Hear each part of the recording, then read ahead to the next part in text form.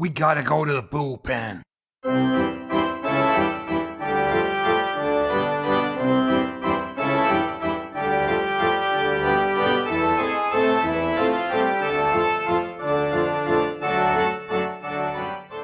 Welcome to the Highland Bullpen, the all-new podcast bringing America's pastime to Scotland's shores.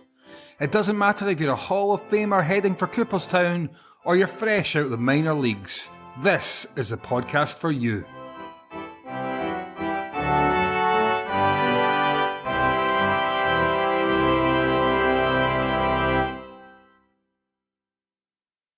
Hello listeners, wherever you are, and a warm welcome to the latest episode of the Highland Bullpen Sports Podcast. Myself, Alan, and the two Daves are going to take a look at Scotland's greatest football matches of the last 50 years, part 2.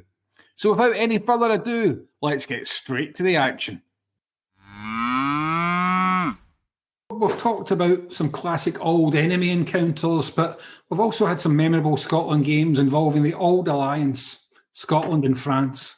And I think, Dave Jr., you've got a couple of classic examples that you'd like to talk about. Yeah, again, it's reasonably modern compared to some of the other games we've spoken about. But in terms of my lifetime, getting big results at important times against big teams, for a while we'd done actually quite well, but ultimately it didn't lead to much. But I think one of my abiding memories growing up being a Scotland fan was the draw for the 2008 tournament. I think it was the European... Yeah, it had been the European Championships 2008. So when the draw came out for our qualification, so never mind actually getting there, but the qualification in our group, a team that's not qualified for, at that point, a decade, in our group were the two World Cup finalists from the previous tournament, France and Italy, and you also had the third place team in Ukraine.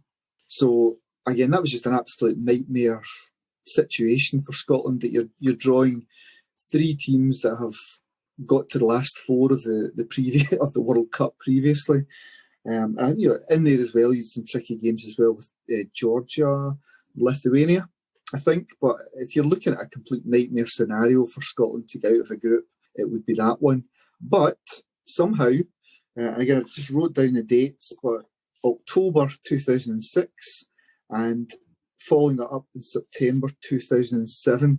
Somehow we managed to beat France twice, 1-0. Once at Hampden with Gary Caldwell prodding one over the line, which was something else. But the more famous game would be the game in Paris when James McFadden scored an absolute. That's got to be, even if. I'd imagine the 1-0 win in France would be up there in top tens of Scotland games, but that goal might be the one that stands out alongside Wee Archie's solo effort against Holland. I was fortunate enough to be at both games. The second game, it was my 27th birthday, so that was pretty cool on that occasion. And it was, again, by that point I started to travel quite a bit going to the away games. My one real memory of the home game against France was the poor sod that I was standing next to. I think at one point I says, I've not had a drink in about an hour. I could really go one just now. It's quite tough. And he'd done a classic Del Boy, and he just took his jacket, opened it to the side, but instead of watches down the side of his big duffel coat, it was just cans of lager, like in little stitching, and you just thought, this is a guy clearly used to come along to football games, and this is his football jacket. And I think I took a can of cider off him, but he was well prepared. The game over in Paris again was something else. But at that point, France know what they're coming up against. They've just played Scotland a few months prior. They've took a kind of 1-0 defeat away to, I'd imagine the French media would rightfully say that you've lost to some minnows over there. This is a chance for you to sort of turn this around and win a bit of favour back. And again, we went over there, and if memory serves me right, I think Craig Gordon kicked the ball out from a goal kick. McFadden trapped it, one touch, swivelled, maybe took another touch, and then just flew it into the net over the keeper. And again, it was pretty special. That whole trip was fantastic. Paris, as you guys know, is a wonderful place to go. I remember being on the phone to my boss that night, one of Dave's friends, Giles, and he was texting me back and forth, going, happy birthday, wee man, happy birthday. What a really good time, singing songs to him down the line. But we ended up in La Caverne, which is a kind of replica of the Cavern Club in Liverpool, in Paris. And again, it's a lovely naked part of the city, and just a fantastic night. You end up all these Scots. You can imagine the scene when people don't really know. If you're at Hampden, you go into town, you meet up with people, but phones perhaps 2007 not as free flowing at that point. So where the Scots then go to gather and celebrate in Paris, everybody ends up back at the Eiffel Tower. So that was great, being underneath the tower itself for hours, and people manage to find drinks. You celebrate, you bump into people that you kind of half know from other trips. Is that where the chant, it's just a big effing pylon, came from? I seem to remember that. The poor man's Blackpool Tower. But when my again, people are taking, just after Faddy scored in that game, you've got people taking photos of the scoreboard, because you just think, right, at what point do France turn up? And you've no longer got that classic 1-0 moment up in the scoreboard, and time kept ticking on and ticking on. And I just remember I was one seat away from the stairwell. You're reasonably far back, and I remember looking round, and it's this fantastic moment, this amazing memory in my head, when I see Superman hunched over, thrown up onto the stairs. Because at that point, again, you've got various people travelling to games in fancy dress, and we'd seen them earlier that day. You had Superman, Batman, Scooby-Doo, and someone else. But when you actually see Superman being brought, he's suddenly mortal all of a sudden as he's up chucking onto the stairs. But that was excellent. That whole double header against France. Yeah, Scotland fans, we haven't had too much to celebrate in terms of getting to big tournaments. We've took a few names, not just the last 20 years, but throughout our history, we've managed to come up with memorable moments, really fantastic moments that draw the nation together, that give you strong, powerful memories. And that would be, again, for me, having been fortunate enough to get along to both games, those were great. Obviously, Scotland ensured it was a bon anniversaire for Dave Jr. But looking back at that team there, it's incredible to think the team, particularly in the Paris game there, that Scotland's defence, and some good players in there, but it was Alan Hutton, right back, Steve McManus and Dave Weir in the centre of defence there. Now, Dave Weir was 37 years of age at that point. He'd actually been potentially, he wouldn't have been far off being old enough to be the dad of some of the French players in that team. And their star-studded lineup included Lilian Thuram, Benzema came on, Ribéry played the whole game, Makelele, Anelka, Trezeguet. It was pretty close to an incredibly strong, it wasn't close to it was an incredibly strong France team there as well. And Scotland were actually forced into an early substitution.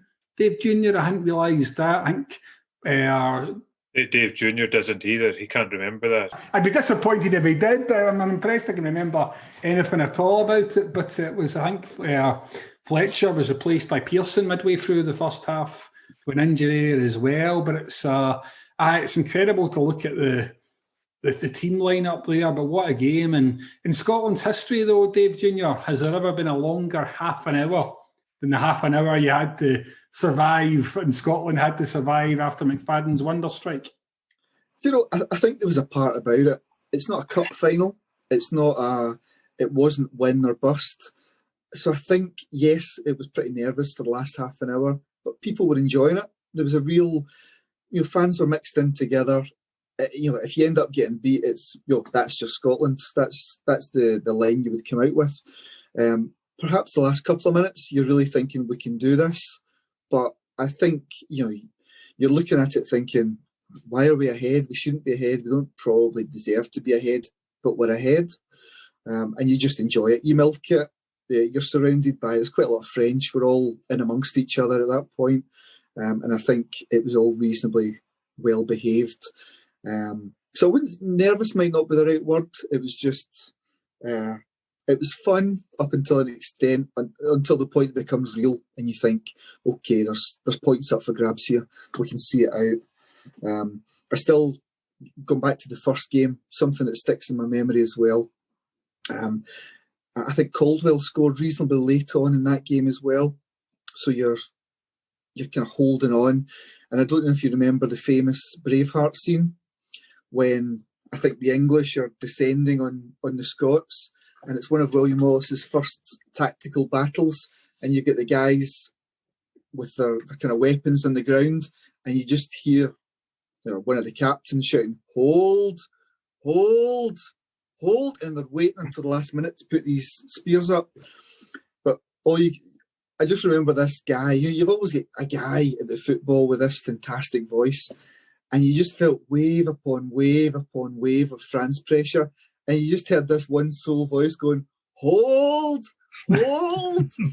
And he just kept going up with this every few minutes, and you could feel it because it's just tense, and it's really, you know that it's coming, but you're trying to do your best. But yeah, great memories. Sensational. Yorkshire Dave, what can you remember about those pair of historic victories over France? I remember the goal. I think it was sort of the first item on the news, wasn't it? It was just astonishing, wasn't it? Great result, fantastic.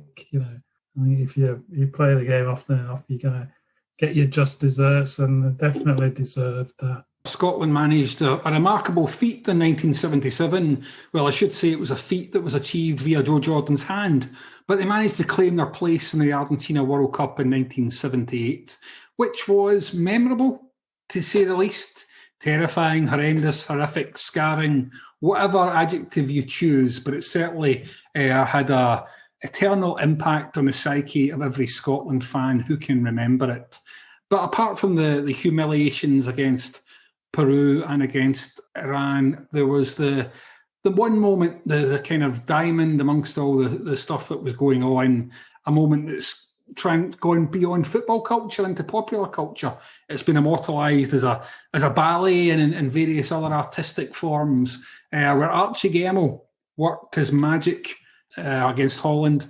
That was eventually to be a Scotland victory, 3-2, which will live long in the memory. Alan? Yeah, I loved the World Cup 1978. I loved it all the way up till it started. And then it started to go downhill just that little bit. It was such an exciting build-up to the whole thing. Scotland were at Hampden getting a send-off. We're on the march with Ali's army. We're top of the pops. Ali MacLeod must have been the most fantastic motivational manager going. And to be honest, I miss those days where you had a Scottish manager who actually instilled in us that we could win this World Cup. And then we turned up. We were leading Peru, and then it fell apart. Willie Johnson then got caught, unfortunately, with the old performance-enhancing drugs or social drugs or whatever it was. We scraped a draw with the mighty Iran. But we actually still had a chance of qualifying for the next round if we could beat the Netherlands by 3 goals. Went down in the first half to a penalty to Rob Rensenbrink, 1-0, which, interestingly, I remember, I think that was the 1,000th goal in World Cup finals history. So that was probably going to be the only history that we were involved in that World Cup. I remember quite a bit about the Dutch team, probably from the stickers, sticker album you had then. There was the Van de Kerkhoff twins, René and Willie, Johnny Rep, Rob Rensenbrink. Wim Jansen was playing, obviously had a spell in Scotland, young blood in goal. And just before half-time, Kenny Dalglish equalised. We didn't think too much about that at the time. penalty from Archie Gemmell in 46 minutes, and suddenly it's 2-1 for Scotland. Still don't think there was any expectation that we'd do anything. And then Gemmell scored the most amazing goal I think you will ever see. Absolutely fantastic. On one of my favourite movies as well, you'll see it, Trainspotting. So 22 minutes left. Scotland are 3-1 up against the Dutch team, who are playing fantastic and would be one of the favourites for the competition. And another goal would take us through, but as it was, a wonder strike from Johnny Rep killed us off. But we did then have the advantage, or we do then have the history of knowing that we actually won that game. We beat the Netherlands, who obviously went on to the final, and were beat in the final by Argentina. But it would be the first time, I will admit this, it'll be the first time I cried after a football match, and hopefully the last time I do that as well. As a 12-year-old, it was just too much to take. I guess the emotions of pulling it all together. Almost think, gosh, are we actually going to do this? And the whole build-up to everything. I had a wee scrapbook for the World Cup and all that as well. So, yeah, something was going to happen, but it never quite happened. So that a lot of dreams died in me that day. But, yeah, here we are, how many 30-plus years later, we're still living in hope. Thanks for that, Alan. Dave Jr. Oh, something that always strikes with me is just how good Johnny Rep's goal was. And it's a shame he's not even talked about in that game, that tournament, for that goal. But that was a hell of a strike. It's been a couple of years since I've seen it, but it's firmly lodged in there about just how sweet a strike that was. I didn't really see too much of Johnny Rep growing up. I know the name. I know he's a hell of a player, but yeah, that was a hell of a strike. But wee Archie's goal, as Alan says, it's fantastic. It played so much of a prominent part in Trainspotting. I think it it brought the goal back to life. It really put it back in amongst pop culture for Scotland, and that deserves its place. It's whatever actually happened with us going out the tournament. What a goal! What a moment! And it's quite a testament to a hell of a player he was. Absolutely. Yorkshire, Dave. Yeah, I remember it well. And listening to you guys talking about Scotland games so eloquently, and I've shared with some of these memories.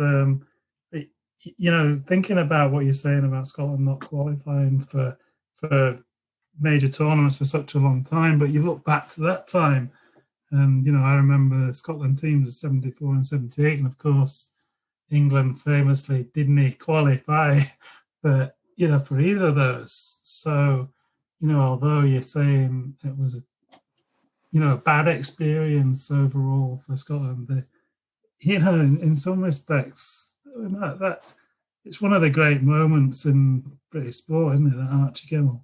The goal itself was fantastic. I just love his celebration. And when he turns around, just gives it, right, let's go get another. There's the hope was quite soon cruelly dashed, wasn't it? But Johnny Rep was one of the great European players of all time. He got 3 European Cup winners' medals, haven't they, for Ajax, I think, and that Holland team were fantastic. And thinking back to 74 as well, they were a great squad, weren't they? There's quite a few Leeds United players in there. So, yeah. Billy Bremner, I think this is one of your games, isn't it, Rich, that you were going to talk about, the 74 game against Brazil. You can't be a massive Leeds United fan with all the Scottish players in your team and then suddenly actively, be supporting any team but Scotland. You've got to think, well, yeah, I hope they get through. And I can still see the anguish on Billy Bremner's face when he's at the far post. He's just missed that sort of header at the far post that could have put him through and beat what were the mighty Brazil. So yeah, the 70s and the 60s for that matter, well, the 70s especially, those two World Cups, they made a big contribution, didn't they?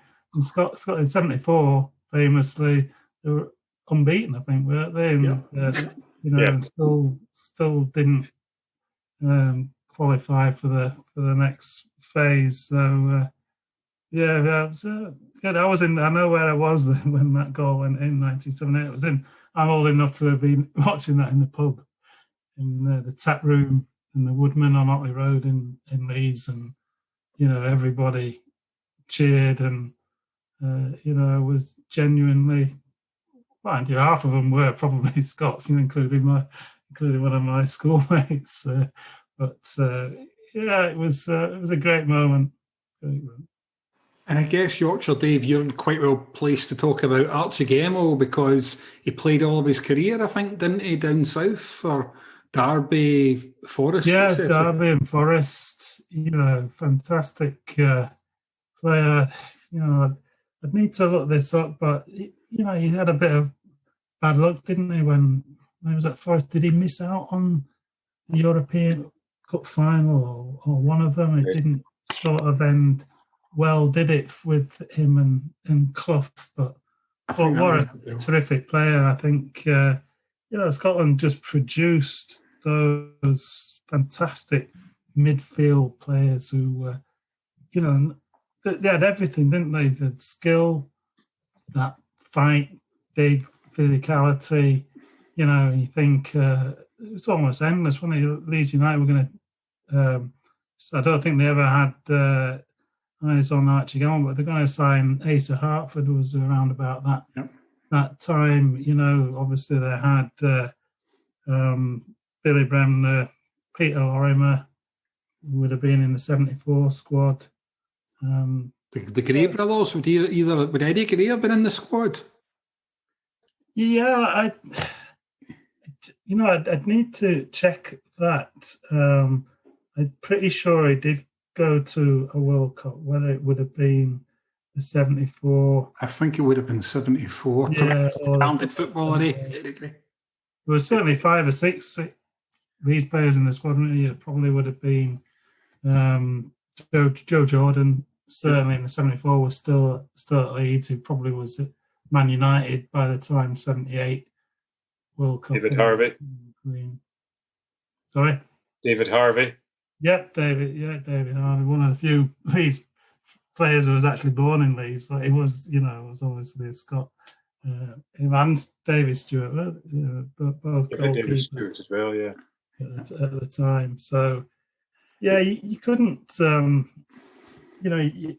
as a Leeds United fan, I think a lot of Leeds fans would have, certainly in the 70s, would have been right behind Scotland in those 2 World Cups because of the Leeds connection. Lovely. Now, guys, you discussed Holland there and their various contributions and their huge contribution to football in the 70s there.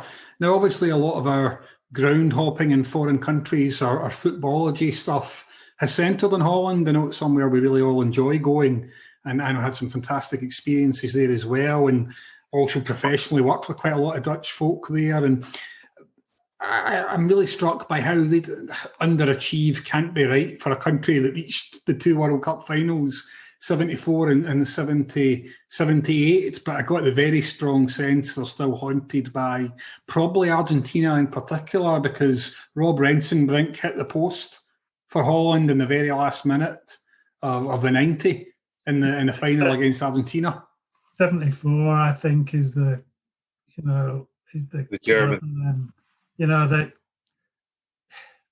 didn't they go ahead quite early on? Was that the one where there was a penalty early on? Scored in the first minute, I think. Yep, Jack Taylor. West Germany, weren't they? And they were playing as if they were already 4 up, and of course you can't count West Germany out, and they sort of came back, didn't they? So it was tough. They deserved a World Cup, didn't they? Holland in the 70s. It just provided so much skill. You know, that Ajax team that provided quite a few of the players were just superb. What did they win? It was like sort of 72-3-4 or 71-2-3. They must have won the European Cup, didn't they? And then that 74 team, I think they were, you know, probably the best team not to win a World Cup. That 74, 78 were great as well, weren't they? But you know, you got to say Argentina were pretty handy, weren't they? And they had the home advantage. Yeah. Well, the thing about that Dutch era, it actually kicked off Celtic's misfortune, because Celtic underestimated Feyenoord in 1970 in the same way that Inter Milan had underestimated Celtic in 1967. But what Celtic hadn't realised for the 70 European Cup final was Dutch football was on the rise. Feyenoord won in 70 and Ajax won the next three after that. And it was like a Dutch wave in total football, and even the new approach to how the game was played. I think definitely they were due. And from my experience with Dutch people, I'm sure losing in the way they did to West Germany would have hurt particularly.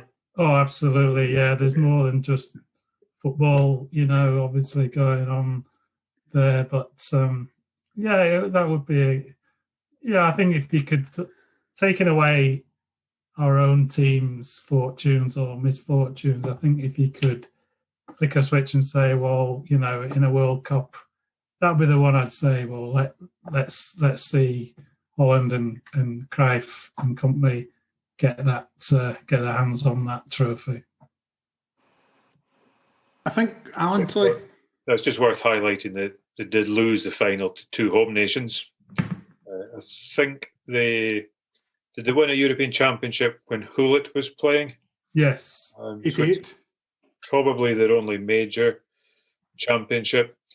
They have, on occasion, had major fallouts within their squad and camp, I believe, but probably best for us not to dwell on that. But Cruyff, what's the Chinese restaurant that used to be outside our office? Ho Wong? The Ho Wong, yeah. I was in there having lunch with a broker one day, and Graham Souness walked in with a couple of guys for lunch, one of whom was actually Johan Cruyff. And you start thinking that's two world icons of football are having their chicken curry and rice beside you. You think they'd heard that you were coming in, Alan? Do you think that's... Did they get your autograph? Yeah, they wanted a selfie. Yeah, I have to ask to the other bullpen bros who also have working experience with that particular insurance company. If you guys were taking clients or whatever, or customers to the same restaurant as Graham Souness and Johan Cruyff were going to, it must have been good times. We had heavy expenses problems, Richard. I mean, these days, Richard, I was paying claims. People were taking me for lunch. Well, that does make sense. I was going to say, I imagine these days that you're lucky if you could get the bosses to spring for a couple of prawn crackers between you at the whole long. I do wonder, so just going back a little bit, all of us have probably spoken pretty affectionately there about Holland, that Holland team. Given where we've spent quite a lot of our travels the last few years, do you ever wonder if those footballing elements work their way into your psyche over the years, where you've got that affinity for that sport and culture? And Holland just became a bit of an obvious choice for us to travel over there. Good football, good people, a good sort of sporting mentality. You wonder if it's ingrained in you from an early age. Yeah, and many of them can even understand Glaswegian as well, so there's a lot going for them. But yeah, absolutely. I mean, I'm sure there are other countries where, if we'd chosen other countries, I'm sure there would have been others which would have grabbed us in a similar fashion. But I think there's no doubt we've really taken Holland and the Netherlands to our heart, and it's really kind of become immersed in that culture. And I believe, Alan, you're well on your way, and hopefully when the world returns to completing some of your Dutch ambitions in terms of games and grounds you've visited. Yeah, the plan is to tick off the Eredivisie grounds and the Eerste Divisie grounds at some point and fit in a few hoofed class on the way. But got to do them. There's opportunities. It's such an easy thing to go and do, and you can get a 2 or 3. You can get 3 over a weekend, not in the same division, but you can get an Erste or a couple of Erste and one Eredivisie, and do that. So a year ago, next week, isn't it, when we were at last there, sort of Dordrecht, and I know you were. I think it was Dave said it would be great if we could, watch a game sort of live on TV. They're in the sort of second division. The Erste Divisie, the second tier, aren't they? And I had a look into it, but I think the games are in that division are all streamed live. But I did see something. You need something like a VPN, is it? So if you're outside the Netherlands, you can't watch it unless you buy a VPN, which I think is legal, isn't it? And then you can. This VPN then makes the streaming company think that you're in the Netherlands. So there's probably a way of doing it. I did look on Dordrecht's website to see if they had Dordrecht TV, but I don't think they have. I don't think that you can become a member. I was going to email Diane, was it? See if they have a facility for us to become members and watch them direct. But I don't think they do. Play on Friday nights, don't they? But maybe one of you technically proficient chaps could look into it and see if it's possible. We'll look into that. I take it, Dave, you don't subscribe to the Dordrecht 24-hour a day channel, no? No. I follow them on Twitter and I have a look at what they're up to now and again, but it hasn't been going well for them. They could do with us being there for a game because we brought them a bit of much needed luck last time. We saw them win. Willem II are on the verge of relegation, or certainly looking at the playoffs. Are they? Which is a fairly dramatic drop from being qualifying for the Europa League. Sorry to hear that, Alan. Yeah, gutted. No, I'm sure there'll be some sort of staunch allowance that's put in at the end of the season as the equivalent of Neil Doncaster comes along and revamps the rules. My son's first game, so that was against Gibraltar in 2015, and he was so excited. Although I think we went 1 down, or no, I don't think we went 1 down. But Gibraltar definitely scored anyway. We won 6-1, but he thought it was fantastic that Scotland could score 6 goals. So did I. But that was pretty cool. There was another one. It was at November 2013. A good friend of ours, Andrew, I won't give his surname, but young Andrew, the Weasel, came along with me. And we went along to watch a bit of a bore 0-0 draw. But the part that stood out for us was a couple of rows down, a lad get out onto the stairwell with the cameras on him and proposed to his girlfriend at the time. And again, we'd had a little bit to drink that day. So Andy started running down the stairwell shouting, "Don't do it, don't do it." And he actually, the Daily Record had it on the front page the next day.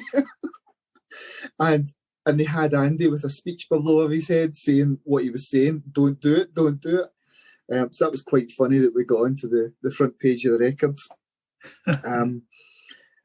Another game, which I think I went along to a couple of games with Dave, but the game that that sticks out for me with Dave was Liechtenstein, September 2010, because we kept looking at each other and saying, okay, I think we took a half day off work, Dave. I don't know if you remember this.